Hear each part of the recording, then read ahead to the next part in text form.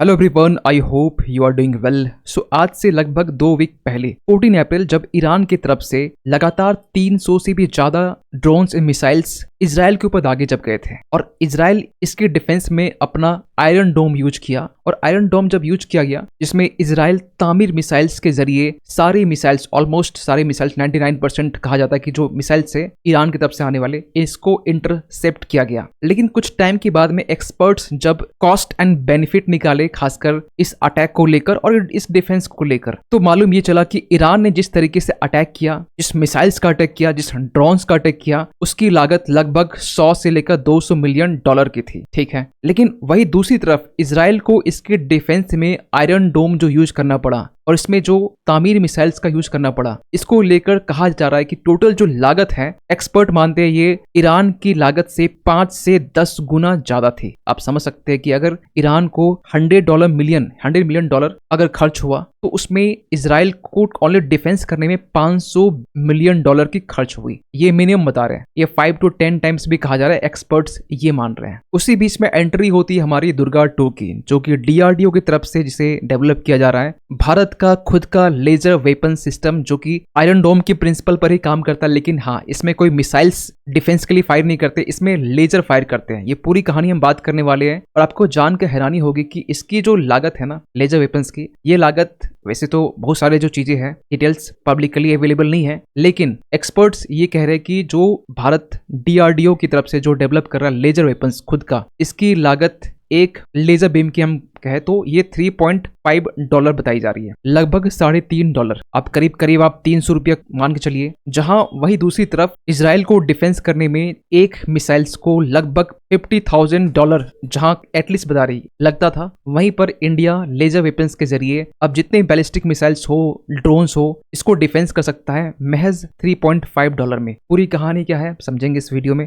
लेकिन सबसे पहले बात करना चाहते हैं दुर्गा 2 के बारे में, जिसे जो कि अपने आप में एक्रोनिम्स है, जिसका फुल फॉर्म है डायरेक्शनली अनरिस्ट्रिक्टेड रे गन एरे, जिसे DRDO डेवलप कर रही है एक लंबे टाइम से। और ये एक डायरेक्टेड एनर्जी वेपन है जो बेसिकली एक हाई एनर्जी लेजर्स या माइक्रोवेव्स, एक पार्टिकल बीम्स तरह यूज किया जाता है, जिसको लैंड से भी, सी से भी और एयर से भी यूज किया जा सकता है। यानी अगर इसकी पावर की बात करें जो भारत डेवलप कर रहा है दुर्गा 2, तो LSTC की तरफ से laser science and technology control, इनकी तरफ से ये कहा गया है जो फिलहाल जो पावर है ये 25 किलोवाट की पावर है, जो बेसिकली मैक्सिमम जो डिस्टेंस है वो बताया जा रहा है 5 किलोमीटर तक की रेंज तक में ये लेजर बीम किसी भी ड्रोन्स मिसाइल्स को डिस्ट्रॉय कर सकता है। लेकिन हाँ, ये महज जो डिस्टेंस है वो बिल्कुल कम है, 5 किलोमीटर। लेकिन एक्सपर्ट्स ये भी मान रहे, लेजर एक्सपर्ट्स, की इसके लिए आगे फर्दर काम किया जा रहा है, जिसमें कहा जा रहा है 100 किलोमीटर इसे बढ़ाने की कोशिश की जा रही है। वही हम पहले बात करें, आज से लगभग 2017 की हम बात करें तो DRDO ने लेजर वेपन्स को लेकर, जहां आज के टाइम 25 किलोवाट हमारा पावर है लेजर का,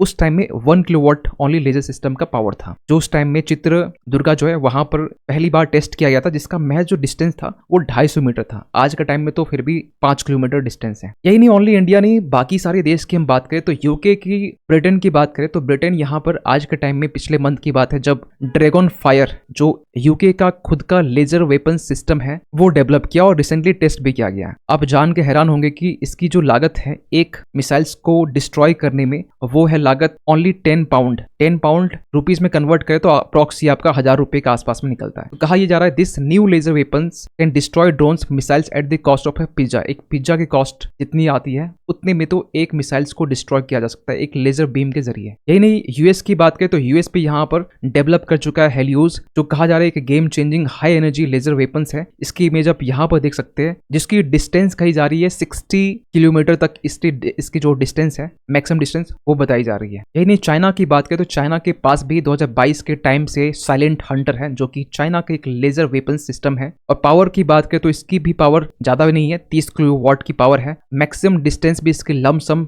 30 किलोमीटर के अराउंड है। लेकिन चाइना ने रिसेंटली ये क्लेम किया है, ये पिछले साल का आर्टिकल से, अगस्त 14 की, जहां पर आप देख सकते हैं China military claims to have found a way to build a laser weapon that can fire indefinitely. अब चाइना इस तरीके से क्लेम कर रहा है कि हमारे पास में ऐसे लेजर वेपन्स हैं जिसकी पावर अनलिमिटेड है और बहुत दूर तक ये फायर कर सकती है, कोई लिमिटेशंस नहीं है। जैसे भारत के पास में मैक्सिमम जो डिस्टेंस है वो 5 किलोमीटर की है, ये कहा जा रहा है इसके पास में इनडेफिनिटली यहाँ पर ये फायर कर सकता है। वहीं दूसरी तरफ इजराइल ये क्लेम 2022 के टाइम में किया था, लेकिन ऑफिशियली ये चीजें पब्लिक में नहीं है, लेकिन इसराइल के पास में भी आज के टाइम में आयरन बीम है, क्योंकि इसका जिक्र 2022 के टाइम में भी इसराइल की तरफ से क्लेम किया गया कि हमारे पास में आयरन बीम है जो सक्सेसफुली इंटरसेप्ट कर सकता है और डिस्ट्रॉय कर सकता है जो एक इनकमिंग प्रोजेक्टाइल्स है, चाहे मोटार्स हो, चाहे मिसाइल्स हो, चाहे ड्रोन्स हो। यही नहीं, इसराइल का ये भी दावा है कि हमने यहाँ पर जो लेजर वेपन्स डेवलप किया है, एक मिसाइल्स को शूट आउट करने में हमें भी खर्च जो पड़ता है वो $3.5 ही पड़ता है, लगभग आप समझ सकते हैं 300 के आसपास। आप यहाँ पर इस इमेज के जरिए देख सकते हैं जो इसराइल का आयरन बीम है। और ये जो चीजें ना, ये उस वक्त भी निकल के आई थी जब हमास की तरफ से अटैक किया गया जैसे 5000 मिसाइल्स इसराइल के ऊपर में, उस वक्त भी ये बातें निकल के आई थी। और उस समय भी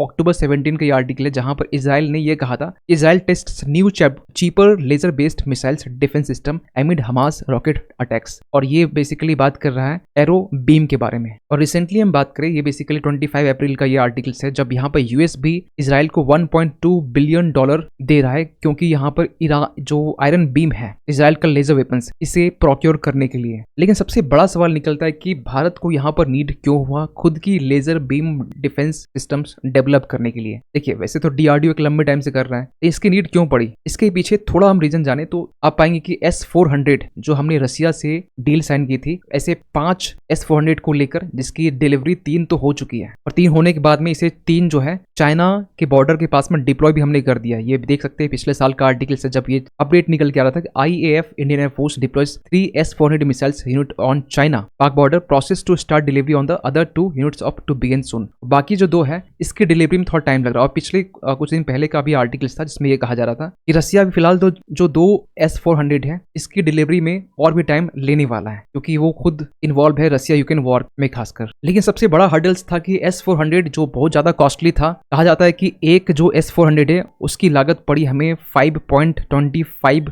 बिलियन, सॉरी ये 5 की है, ये 5 की जो डील साइन हुई है इसकी लागत पड़ी 5.25 बिलियन। लगभग आप ये मान चलिए कि 1 बिलियन करीब, इससे भी प्लस आप मान चलिए एक S-400 की पड़ी है। वहीं दूसरी तरफ S-400 के बारे में ये कहा जाता है कि ये 100% फेलियर साबित हुआ है, क्योंकि यहाँ पर रिसेंटली ये देखा गया कि S-400 जो एक SAM यानी कि सरफेस टू एयर मिसाइल्स है, ये बेसिकली बैलिस्टिक टारगेट को इंटरसेप्ट करने में फेलियर साबित हुई है। इसके बारे में भी रसिया यूक्रेन वॉर के टाइम में ये बातें निकल के आ रही थी। 5 फरवरी का बेसिकली आर्टिकल्स है। वहीं दूसरी तरफ जो यूएस का पैट्रियट है इसके साथ भी हमारा जो डील है वो चल रहा था, लेकिन क्योंकि हमारा ज्यादा फोकस S-400 में था तो हमने यहाँ पर खुद का ऑप्शंस निकालने की कोशिश की, और वो था आकाश। आप यहाँ पर देख सकते हैं इस इमेज में, तो आकाश डिफेंस मिसाइल सिस्टम जो है बेसिकली ये हमारा खुद का है। ये सेम प्रिंसिपल पर काम करता है जिस तरीके से S-400 है। और रिसेंटली हमने, आपको मालूम भी होना चाहिए कि हमने लास्ट 1-2 मंथ में आकाश मिसाइल्स को लेकर न्यू जनरेशन हमने टेस्ट भी किया है, और इसकी भी जो लागत है ना वो करीब एक मिसाइल्स की लागत 2.5 करोड़ है। ये S-400 के कंपैरिजन में चीप है, लेकिन फिर भी 2.5 करोड़ अगर एक मिसाइल्स को छोटे अगर ड्रोन्स अगर अटैक होते हैं उसे भी इंटरसेप्ट और डिस्ट्रॉय करने में अगर 2.5 करोड़ खर्च होती है तो ये कहीं ना कहीं ज्यादा कॉस्टली होगा इंडिया के पर्सपेक्टिव से। तो इसके लिए हमने यहाँ पर डेवलप किया खुद का दुर्गा 2 जो एक laser weapons defence missile system है। और रिसेंटली आपको बताना चाहते हैं ये 21 मार्च का बेसिकली आर्टिकल्स है जब यहाँ पर चाइना बॉर्डर के पास में हमने आर्मी ने यहाँ पर डिप्लॉय किया advance anti drone defence system. ये एंटी ड्रोन है, एक होता है एंटी मिसाइल्स, ठीक है, लेकिन ड्रोन बेसिकली इसके लिए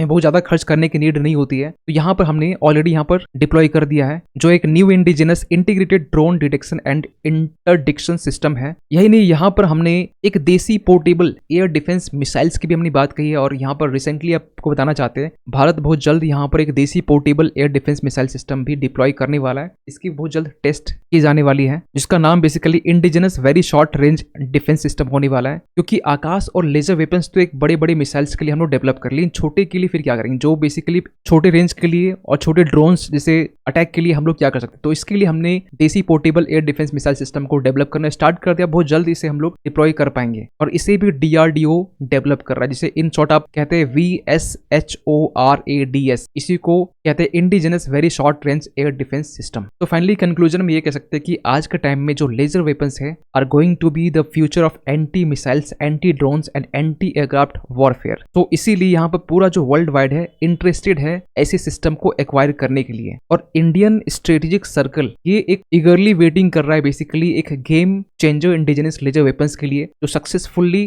किसी भी एरियल थ्रेट को टैकल कर सकता है। तो डेफिनेटली आप क्या मानते हैं हमारे दुर्गा 2 के लिए और ये हमारे डिफेंस सिस्टम्स के लिए कितना कारगर हो सकता है, कमेंट कीजिएगा। और जाते जाते एक क्वेश्चन आप सभी के लिए कि हाल ही में यहाँ पर when is international girls in ICT information communication technology day observe किया गया एनुअली, ऐसे हम लोग करते हैं इसको। डेट आपको बताना है 1 अप्रैल 15, 25, 30। और ये बेसिकली इसलिए ऑब्जर्व किया जाता है ताकि जो गर्ल्स हैं उन्हें stem means science, technology, engineering और मैनेजमेंट, इसको लेकर गर्ल्स का इन्वॉल्वमेंट ज्यादा देखा जाए और प्रमोशंस की जाए। तो आपको बताना डेट कौन सी डेट को है। और फाइनली जाते जाते इस पर भी आप अपनी ओपिनियन जरूर दें दुर्गा 2 के बारे में। मिलते किसी अगली वीडियो में, तब तक के लिए थैंक यू सो मच।